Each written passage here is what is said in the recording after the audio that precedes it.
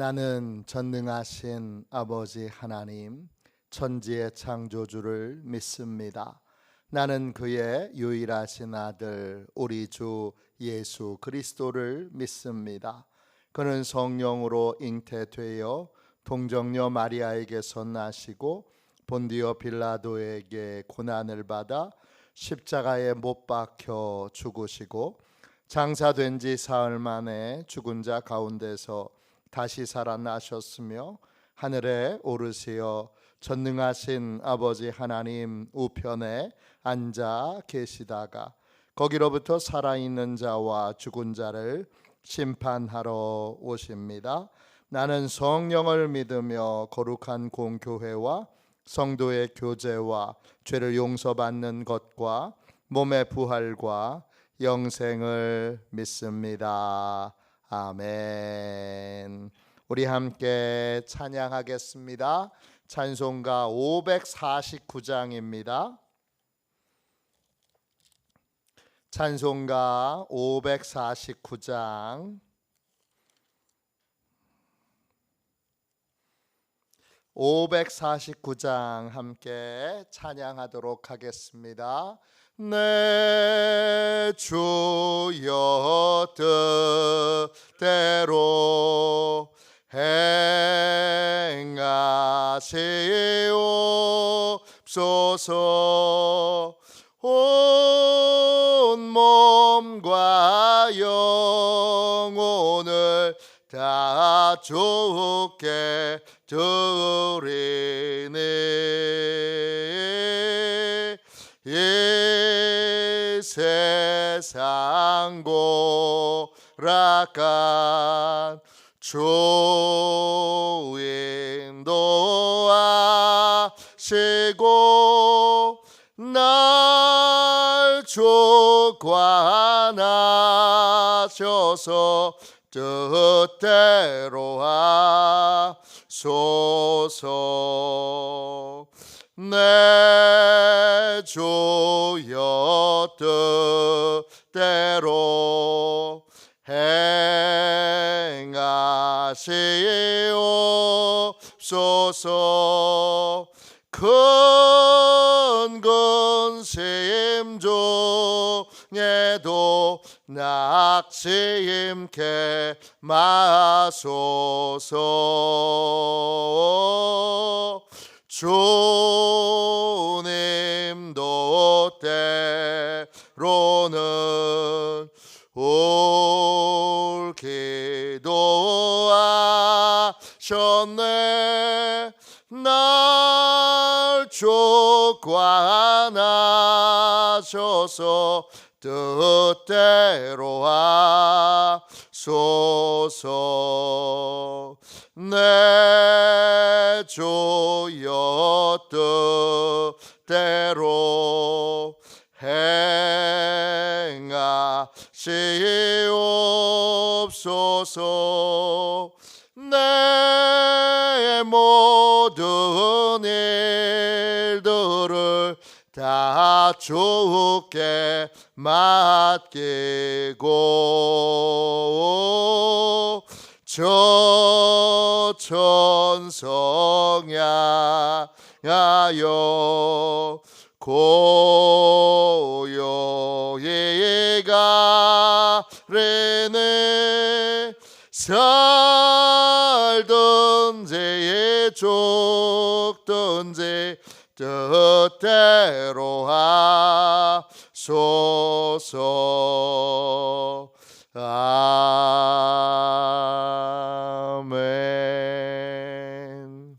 아침에 드리는 기도를 같이 드리겠습니다. 목요일 아침에 드리는 기도를 같이 드리겠습니다. 기도합니다. 주님, 제가 주님만 믿고 의지하기로 마음을 정했습니다. 오늘 믿음으로 찬양하며 하루를 보내게 하소서.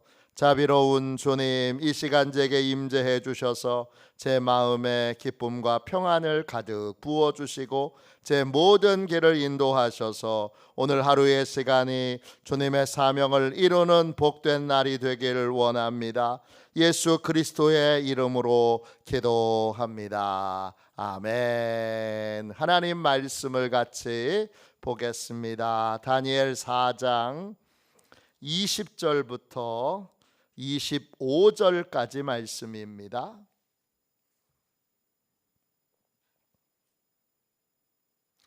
다니엘 4장 20절부터 25절까지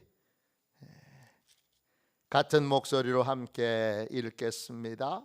구약성경책 1239쪽입니다. 20절입니다. 같이 읽습니다. 왕께서 보신 그 나무가 자라서 견고하여 지고 그 높이는 하늘에 닿았으니 땅 끝에서도 보이겠고 그 잎사귀는 아름답고 그 열매는 많아서 만민의 먹을 것이 될 만하고 들짐승은 그 아래에 살며 공중에 나는 새는 그 가지에 깃들었나이다. 왕이여, 이 나무는 곧 왕이시라. 이는 왕이 자라서 견고하여지고 창대하사 하늘에 닿으시며 권세는 땅 끝까지 미치심이니이다. 왕이 보신즉 한 순찰자 한 거룩한 자가 하늘에서 내려와서 이르기를 그 나무를 베어 없애라. 그러나 그 뿌리의 구루터기는 땅에 남겨두고 쇠와 놋줄로 동이고 그것을 들풀 가운데에 두라. 그것이 하늘 이슬에 젖고 또 들짐승들과 더불어 제 몫을 얻으며 7대를 지내리라 하였나이다. 왕이여, 그 해석은 이러하니이다.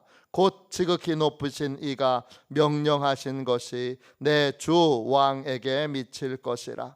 왕이 사람에게서 쫓겨나서 들짐승과 함께 살며 소처럼 풀을 먹으며 하늘 이슬에 젖을 것이요 이와 같이 7대를 지낼 것이라. 그때에 지극히 높으신 이가 사람의 나라를 다스리시며 자기의 뜻대로 그것을 누구에게든지 주시는 줄을 아시리이다. 아멘. 주님의 말씀입니다.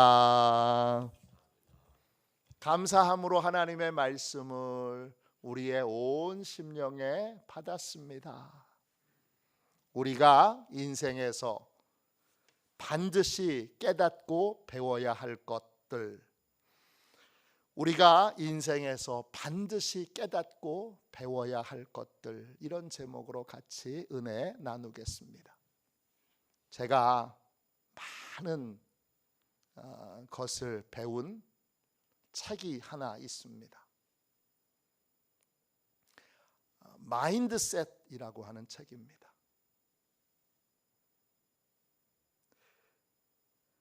스탠포드 대학교의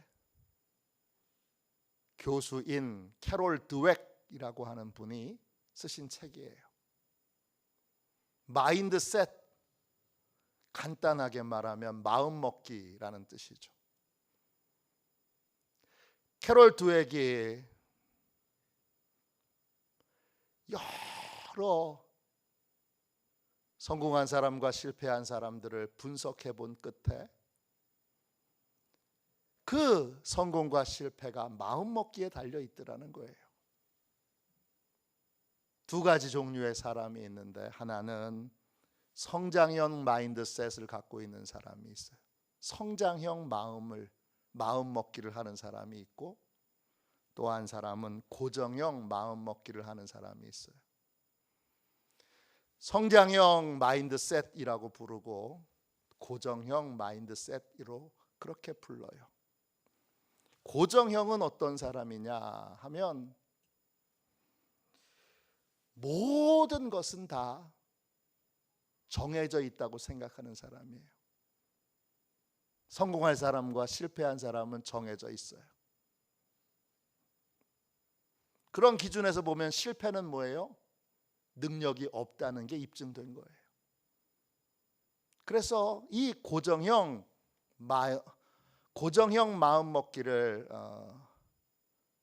마음에 품고 사는 사람은 한번 실패하면 자기를 뭐라고 불러요? 나는 실패자, 이렇게 불러요.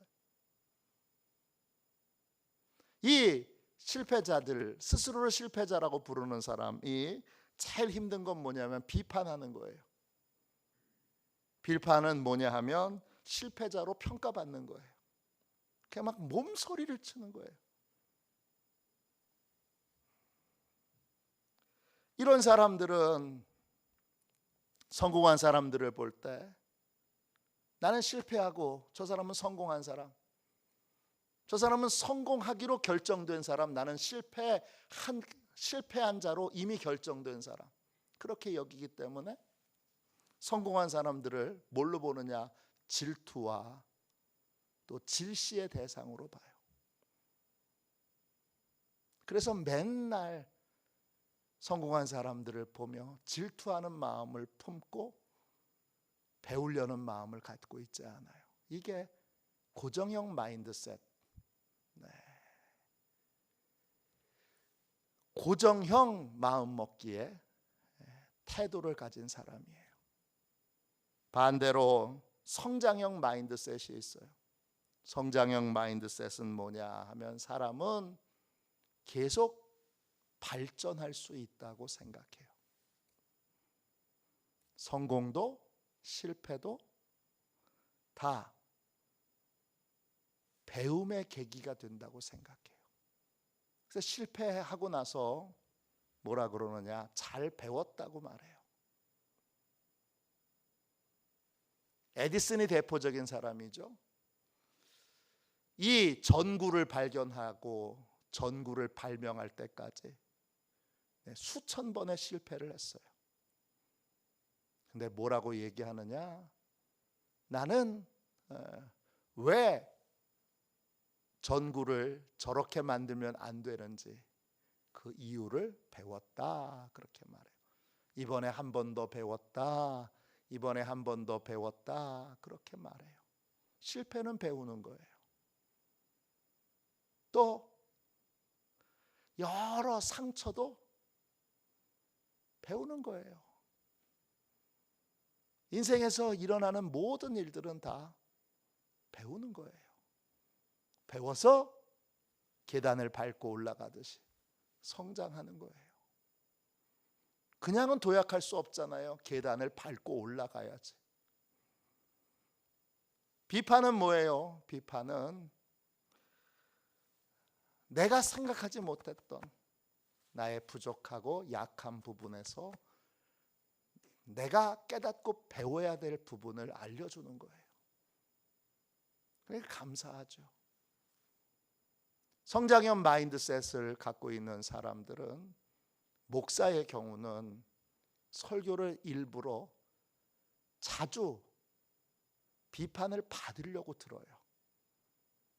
고정형 마인드셋을 갖고 있는 사람은 정말 설교에 대해서 발전하려고 하는 생각이 1도 없어요. 그러니까 다른 사람이 내 설교를 비판하는 것에서 막 견디지를 못해요. 하나님 말씀을 비판한다고. 이런 분은 설교에 성장이 없어요. 저는 화요일마다 설교 코칭 모임을 오랫동안 인도하고 있어요. 인도한다고 그래서 제가 항상 다른 분의 설교를 비판하는 자리에 있다는 말은 아니에요. 저도 제 설교를 가지고 자주, 제가 제일 많이 그 모임을 하는 이유는 제 설교를 여러 목사님들이 아주 꼼꼼히 치밀하게 비판해 주시기를 바라서 그 모임을 갖는 거예요. 그 모임을 통해서 잘 못했던 설교가 그나마 조금 나아진 거예요. 여전히 너무 부족하죠. 그래도 그 모임을 계속 소중하게 여기는 건 그분들이 제 설교를 계속 발전시키는 분들이에요. 전 더 치밀하게, 더 세밀하게 제 설교를 비판해 주기를 좀 바라요. 근데 비판이 너무 신사적이에요. 그러면 조금 더 디테일하게 설교를 비판해 주기를 바라는데, 그걸 비판하는 대표적인 사람이 우리 이번에 부흥에 오신 이진호 목사예요. 우리가 이진호 목사하고 제가 제일 디테일하게 설교를 비판해요. 서로. 왜냐? 계속 발전해야 되기 때문이죠. 너무 좋은 거예요. 왜? 또 발전하니까, 또 성장하니까. 그리고 타인의 성공을 볼 때도 그 성공에 대하여 성공의 비결을, 승리의 비결을, 문제 해결의 비결을 배우는 거예요. 저렇게 문제를 해결하셨구나. 저렇게 내가 해결 못했던 그러한 과제를 저런 방식으로 해결하셨구나 라고 하는 걸 배우는 거예요. 이 두 가지의 인생이 하나님을 만난 사람의 그 마음가짐은 어떤 마음가짐이에요? 당연히 성장형 마음가짐이에요. 하나님을 꼭 만나야 돼요. 하나님을 만나야 성공하는 사람과 실패하는 사람은 고정되어 있어. 정해져 있어. 머리 좋은 사람, 머리 나쁜 사람, 성공할 사람, 실패할 사람 다 정해져 있어 라는 이 잘못된 마음가짐이 깨지고 박살나고, 부족해도 모자라도 약해도 하나님이 붙들어 주시면, 하나님이 능력 주시면, 하나님께 잘 배우면 얼마든지 귀하고 복되고 아름답게 쓰임받을 수 있어. 이런 성장형 마음가짐으로 인생이 바뀌게 됩니다. 이 고정형 마음가짐을 가지고 있는 사람은 하나님의 은혜를 많이 받아야 돼요. 그래서 그 마음이 깨져야 돼요. 그게 깨지지 않는 한 그는 마음의 감옥에 갇혀 있는 인생이에요.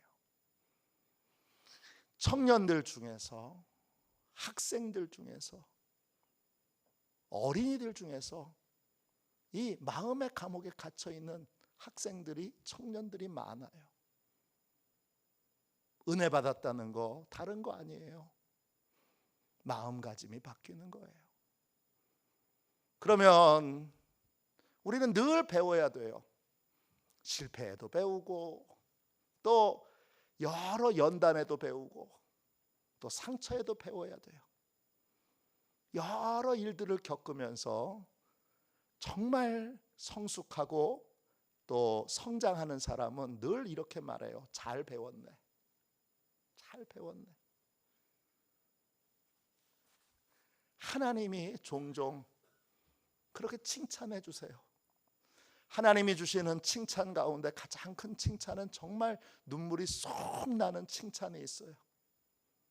이런 칭찬이에요.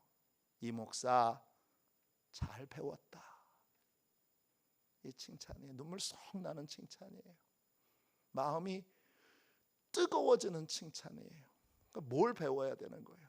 배우고 배워야 되는데 가장 중요한 사실, 꼭 배워야 될 중요한 사실은 뭐예요? 오늘 느부갓네살 왕이 배운 거죠. 오늘 말씀 보세요. 느부갓네살 왕은 세상에서 가장 높은 자리에 있다가 하나님의 한순간의 명령으로 가장 밑바닥으로 그렇게 추락합니다. 그리고 그 밑바닥에서 우리가 같이 계속 말씀을 나눈 것처럼 7년을 진흙구덩이에서 뒹굽니다. 20절부터 23절까지는 다 설명을 자세히 꼼꼼히 한 내용이기 때문에, 또 원어를 봐도 틀린 글자가 거의 없어요. 똑같아요. 그러니까 넘어가고 24절을 보세요. 하나님이, 감찰하시는 하나님이 이제 다 감찰을 끝내고 명령하셨어요. 그 명령한 것이 왕에게 그대로 미치게 됩니다. 곧 지극히 높으신 이가 명령하신 것이 내 주 왕에게 미칠 것이라 그랬어요. 미친다라는 말은 메타예요. 도달하다, 닿다, 그리고 일어나다, 그리고 죽는다, 이런 뜻도 있어요. 근데 하나님이 명령하신 대로, 결정하신 대로 왕에게 이루어졌어요.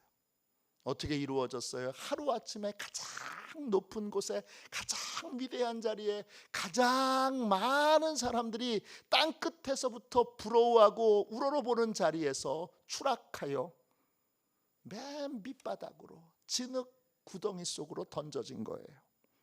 그래서 25절 보세요. 그 왕이 사람에게 쫓겨나요.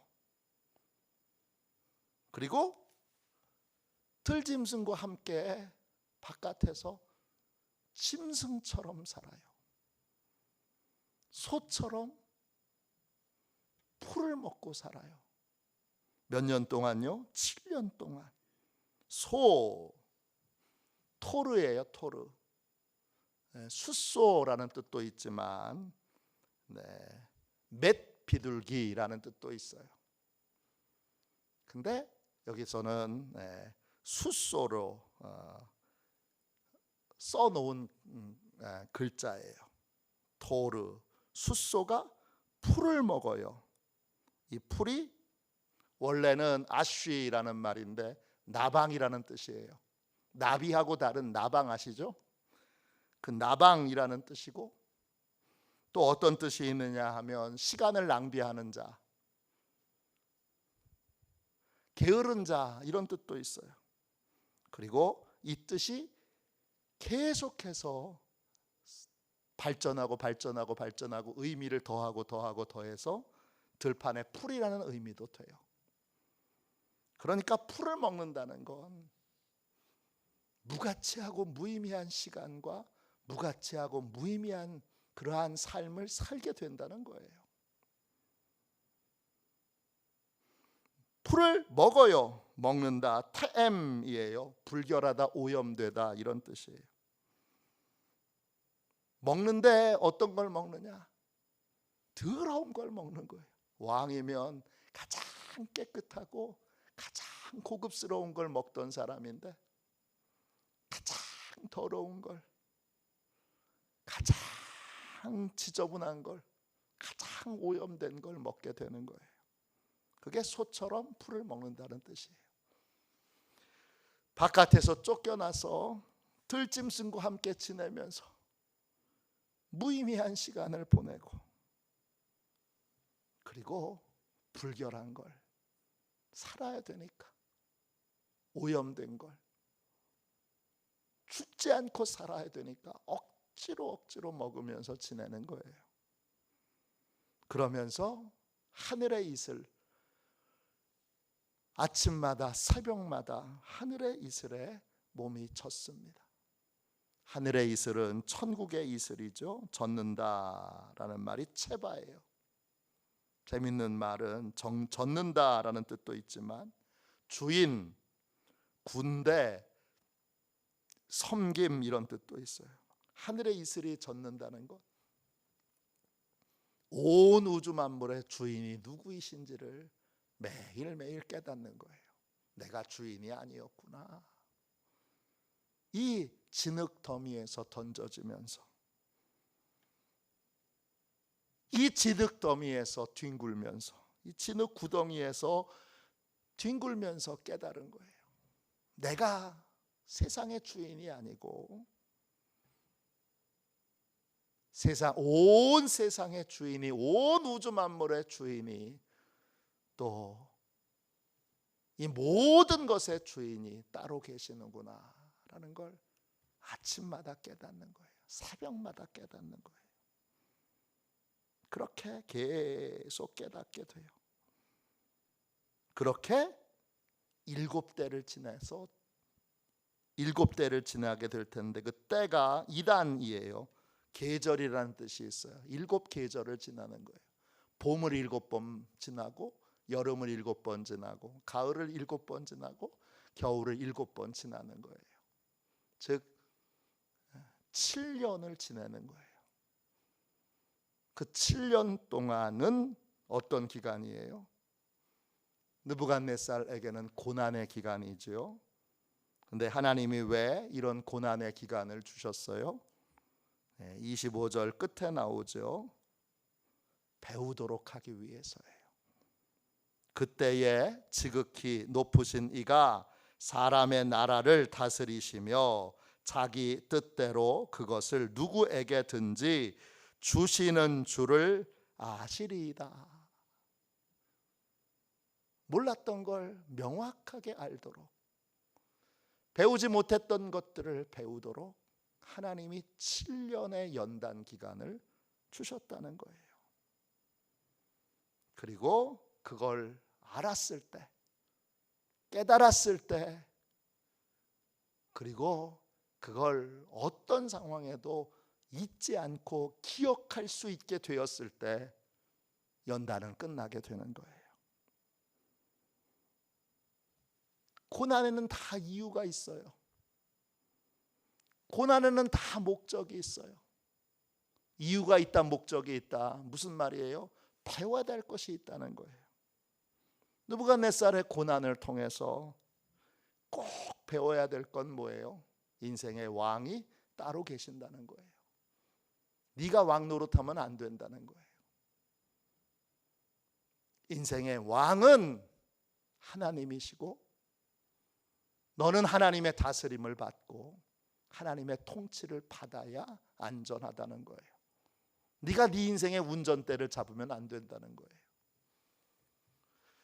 버스를 몰 수 있는 자격이 없는 사람이 버스를 몰겠다고 그러면 사고 납니다. 비행기 몰 줄 모르는 분이 내가 자동차 운전을 몇십 년을 했는데 원리가 비슷할 거 아니냐고, 비행기 그까짓 거 내가 운전 못하겠냐고, 그리고 내가 비행기를 하려고 들면 사고 납니다. 그런 비행기는 절대 타선 안 되죠. 하나님은 내가 내 인생의 운전수, 내 인생을 운전하는 왕 되기를 한 번도 허락하신 적이 없어요. 하나님은 언제나 변함없이 내가 주인된, 내가 왕된 인생에게 패배와 실패를 겪게 하시면서 말씀하세요. 내가 인생의 주인이야. 또 말씀하세요. 하나님이 약속하신 것을 신실하게 이루시면서 하나님의 말씀대로 안 될 것처럼 보이는 것들, 불가능해 보이는 것들도 하나님의 말씀대로 이루시면서 말씀하세요. 내가 인생의 주인이야. 이걸 깨달아야 되는 거예요. 하나님은 우리를 먼지덩어리에서 존귀한 사람으로 코에 생기를 불어넣으셔서 존귀하게 창조하셨어요. 하나님이 때때로 우리를 느부갓네살 왕처럼 먼지 구덩이에 던지셔서 연단을 받게 하시는 이유는 중요한 걸 인생에서 배우도록 하기 위해서예요. 뭘 배워야 돼요? 인생의 주인이 내가 아니에요. 내 생각대로 살면 안 돼요. 내 계획대로 살면 안 돼요. 내 지식과 능력을 의지하여 살면 안 돼요. 그래서 제가 늘 말씀드리죠. 목사님이 능력이 많아서 교회가 부흥한다는 거 새빨간 거짓말이에요. 내가 능력이 많아서 회사가 잘 된다? 새빨간 거짓말이에요. 이런 세속적인 가짜 복음이 교회 안에 가득 들어가 있어요. 그래서 목사가 늘 자기 능력 자랑해요. 설교를 장기 자랑으로 생각해요.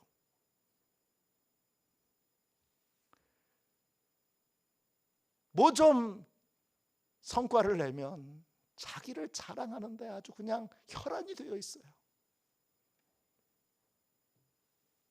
못 배운 사람들인 거죠. 못 배운 거예요. 못 배우면 어떻게 돼요? 배우도록 연단 받아야 되는 거예요. 뭘 배워야 되는 거예요? 하나님이 인생의 주인이시라는 거.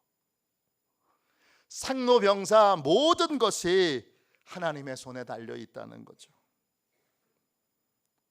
오늘 25절 끝에 지극히 높으신 이가 사람의 나라를 다스리시며 자기의 뜻대로 그것을 누구에게든지 주시는 줄을 아시리이다. 하나님이 귀하고 복된 걸 누구에게 주실지 하나님이 결정하세요. 어떤 사람에게 하나님이 그걸 주세요? 자기가 아무 능력이 없다는 걸 인정하는 지극히 작은 자, 지극히 미천한 자, 지극히 부족한 자, 스스로를 그렇게 여기며 하나님의 은혜를 구하고 하나님의 능력을 구하는 자에게, 그 겸손한 자에게 하나님이 주시는 거예요.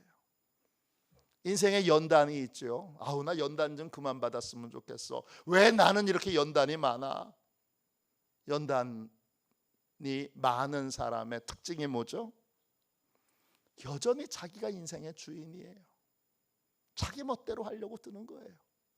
그러면 하나님이 또 깨우쳐 주시죠. 야, 네가 주인이 아니라 내가 주인이야.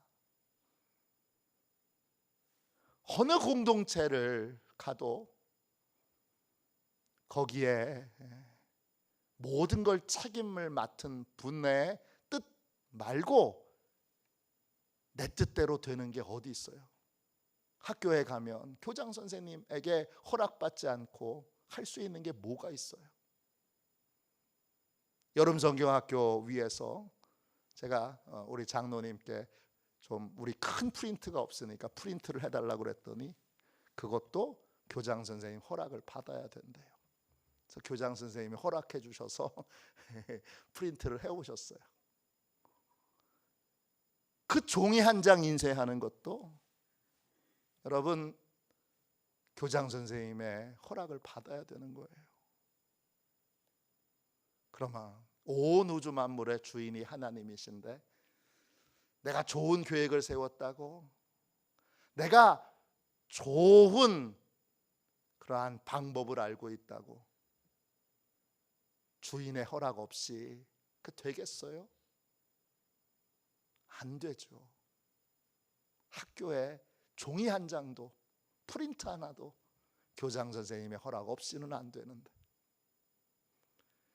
당연한 거 아니겠어요? 우리 인생에서 꼭 배워야 될 건 뭐예요?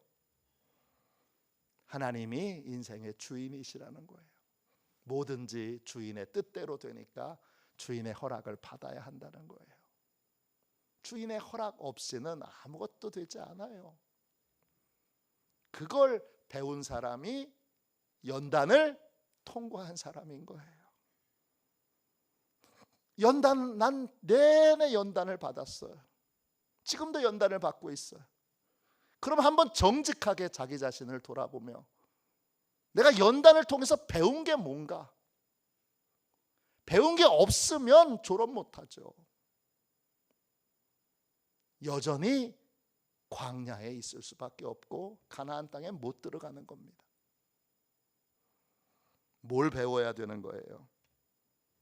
인생의 진짜 왕이 하나님이시구나, 이걸 배워야 되는 거예요. 그걸 잘 배웠을 때 하나님이 연단을 졸업시켜 주시는 거예요. 이걸 배우지 못하면 우리가 원래 먼지 덩어리였잖아요. 흙에서, 먼지 덩어리란 뜻이에요. 먼지 덩어리에서 하나님이 우리를 구원하여 생명을 갖게 하셨어요. 존귀한 자가 되게 하셨어요. 근데 그 존귀한 자가 하나님이 왕이신 걸 배우지 못하면 하나님이 원래 있던 자리로 되돌리셔서 오늘 느부갓네살 왕처럼 먼지 구덩이에서 구르면서 그걸 배우게 하시는 거예요. 성숙했구나, 잘 배운 사람이구나, 잘 배웠다는 게 좋은 학교 나왔다는 뜻이 아니에요. 좋은 학교 나와도 못 배운 분들이 많아요. 배우는 건 뭐예요? 잘 배우는 거. 연단을 통해서 배우고, 상처를 통해서 배우고, 인생을 통해서 배우는 건 뭐예요? 하나님이 왕이시라는 거죠. 하나님이 주인이시라는 거죠. 하나님이 왕이시고 주인이셔서 무엇이든지 하나님의 뜻대로 되어진다는 사실을 우리는 꼭 배워야 합니다. 그걸 배우고 그걸 잊지 않고 하나님의 뜻대로 사는, 하나님의 허락을 구하며 사는 시온의 가족들이 다 되시기를 주님의 이름으로 축원합니다. 기도하겠습니다.